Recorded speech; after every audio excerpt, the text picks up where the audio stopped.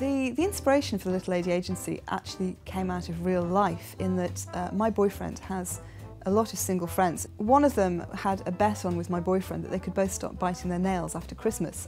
After trailing him around London all day trying to find a manicure, he said, "Oh no, actually now I've had my nails done, they look really great. Maybe we should do this again, but don't tell anybody." And then there'd be somebody who'd be going to a wedding, and of course they told their mum they had a girlfriend, but they didn't, so would I mind going with them and just not answering any specific questions about their relationship? So it did occur to me that what would happen if I was charging by the hour for this? And you could advertise, and suddenly the whole idea for the book just fell into my head, completely fully formed.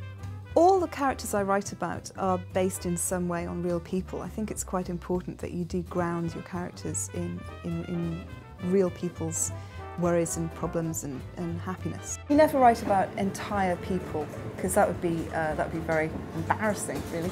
But you tend to take little details of their personality, little snatches of conversations or things you've overheard on the bus. And I particularly love eavesdropping around here because all the people who live around here are kind of potential characters.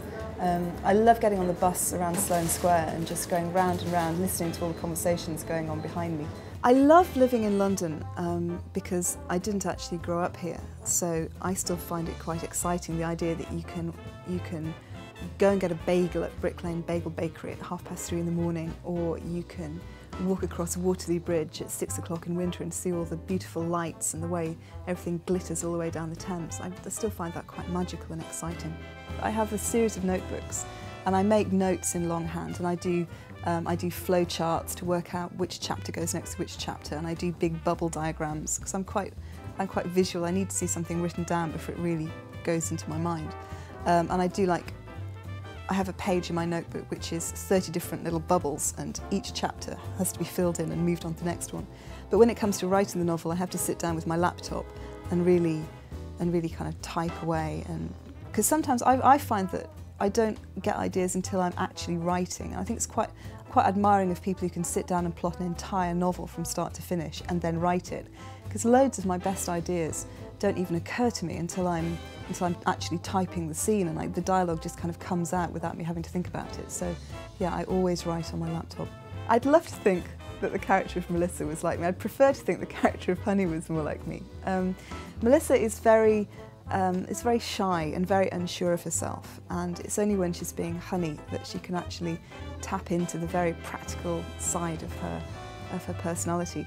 And I'd like to think that by Little Lady Agency and the Prince, Melissa's actually coming pretty close to realising that she is Honey, and she doesn't really need to dress up as her to access that kind of bombshell personality. But I suppose I have Melissa's practicality and Melissa's paranoia about how big her bum looks in skirts. But I'd like to think that I have Honey's wardrobe. Honey and I are both very keen on Vivienne Westwood. And I definitely have Honey's collection of high-heel black shoes. So this is a little bit of both of us in me.